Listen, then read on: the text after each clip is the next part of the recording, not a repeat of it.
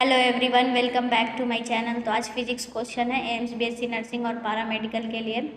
ये previous year पूरा नहीं है, कुछ प्रीवियस ईयर है इसमें, कुछ उस पर बेस्ड है और कुछ न्यू क्वेश्चन है। क्योंकि सारा क्वेश्चन याद करना इम्पॉसिबल है, क्योंकि एग्ज़ाम कंप्यूटर बेस्ड होता है और कहीं इसका PYQ भी नहीं मिलता। इसलिए कुछ कुछ क्वेश्चन मेमोरी बेस्ड है, कुछ उसके पैटर्न पे है और कुछ क्वेश्चन आप लोगों के लिए न्यू है। तो चलिए देखते हैं फर्स्ट क्वेश्चन। फर्स्ट क्वेश्चन है, according to Curie's law the magnetic susceptibility of a substance at an absolute temperature T is proportional to. Curie law के according magnetic susceptibility absolute temperature पे 1/T पे depend करता है और इसका answer last में मैं लिख दी हूँ, आप वहाँ से देख सकते हो।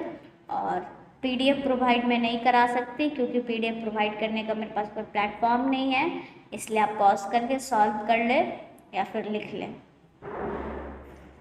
नेक्स्ट क्वेश्चन है, a body constant to move along Y axis is subjected to a constant force F दिया है इतना -I cap plus 2J cap plus 3K newton. The work done by this force in moving the body a distance of 4 meter along Y axis। Question में force दिया है और distance दिया है 4 metre Y axis के along, तो work done निकालना है। तो वर्क डन का फॉर्मूला जानते हैं, फोर्स इनटू डिस्प्लेसमेंट होता है F.S। तो जिस डायरेक्शन में फोर्स लगता है उसी डायरेक्शन में डिस्प्लेसमेंट होना चाहिए। तो फोर्स का डायरेक्शन दिया है IJ के, 3 डायरेक्शन में फोर्स लग रहा है और डिस्प्लेसमेंट सिर्फ Y एक्सिस में है, तो इसका वर्क डन भी सिर्फ Y एक्सिस में होगा। तो 2 × 4 8J न्यूटन हो जाएगा, इसका आंसर B हो जाएगा। आई होप कि आप लोग समझ गए होंगे। थर्ड क्वेश्चन है, the weight of body at the centre of earth is. First option है 0, सेकेंड ऑप्शन है इनफाइनाइट, थर्ड ऑप्शन है same as on the surface of earth, fourth option है नन ऑफ देम। मैं बोल दे रही हूँ ताकि कोई स्पेलिंग आपको नहीं समझ में आए, इसलिए। तो wait of body at the centre of अर्थ 0 होता है। और नेक्स्ट क्वेश्चन है number 4, the radius of nth orbit Rn in terms of Bohr radius A0 for hydrogen atom is given by relation.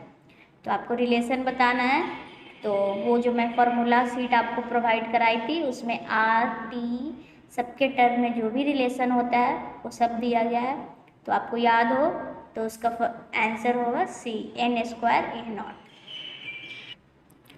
Next question number 5, for an alpha particle accelerated through a potential difference V wavelength in angstrom में पूछ रहा है of the associated matter wave is.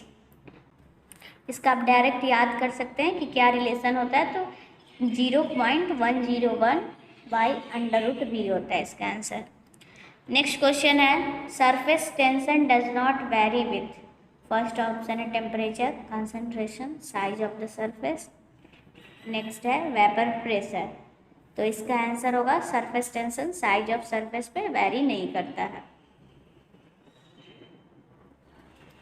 Next question है question number 7, an organ pipe has fundamental frequency of 300 hertz, the length of the pipe is speed of sound year. Formula best question है, आप देख सकते हैं, आपको याद रहेगा कि ऑर्गन पाइप का क्या फॉर्मूला है, क्लोज पाइप का क्या, तभी ये क्वेश्चन सॉल्व कर सकते हैं। जिनको नहीं याद है वो एक जगह फॉर्मूला लिख ले और याद कर ले, वो फॉर्मूला सिर्फ मैं दे दी हूँ। तो चलिए इस क्वेश्चन को सॉल्व करते हैं। तो ऑर्गन पाइप का फॉर्मूला होता है B/2L, ये फंडामेंटल होता है उसका। ये दिया है 300 हर्ट्ज, ये 300 हर्ट्ज दिया है, आपका V भी दिया है, यहाँ पे L निकालने को पूछ रहा है, 300 दिया है, तो आप इसमें सब कुछ तो दिया ही है, बस L निकालना है, तो आप पुट करेंगे और 55 सेंटीमीटर आंसर आ जाएगा। यहाँ पे सबसे इम्पोर्टेंट ध्यान देने वाली क्या बात है, ये भी SI यूनिट में है, ये भी SI यूनिट में है, क्योंकि ये हर्ज में है, हर्ज SI यूनिट होता है फ्रीक्वेंसी का, ये भी SI यूनिट में है मीटर पर सेकेंड, लेकिन ऑप्शन है सेंटीमीटर में। तो जो भी आंसर आएगा आप उसको SI यूनिट से कन्वर्ट कर लेंगे सेंटीमीटर में, तब आप टिक लगाएंगे, नहीं तो इसमें यहाँ पे ये गलत होने का चांस रहता है, क्योंकि फॉर्मूला बेस्ड ही क्वेश्चन है, यूनिट का खेल है और आपका गलत हो सकता है।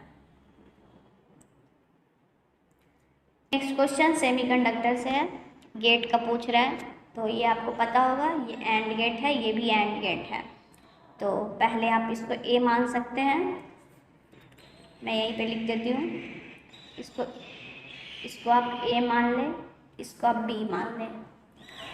आगे यहाँ पे डॉट लगा है, इसका मतलब नॉट गेट है, तो ए बार हो जाएगा, बी बार हो जाएगा। और फिर ये एंड गेट है, तो एंड गेट में बीच में डॉट होता है, तो यहाँ पे डॉट लगा सकते हैं। और फिर आगे फिर नॉट लगा है, तो इसका आप इसके ऊपर बार लगा सकते हैं। तो इसका बूलियन एक्सप्रेशन क्या आता है, ए प्लस बी आता है। तो ए प्लस बी किसका होता है, और गेट का होता है, तो इस तरह से आपका आंसर और गेट हो जाएगा।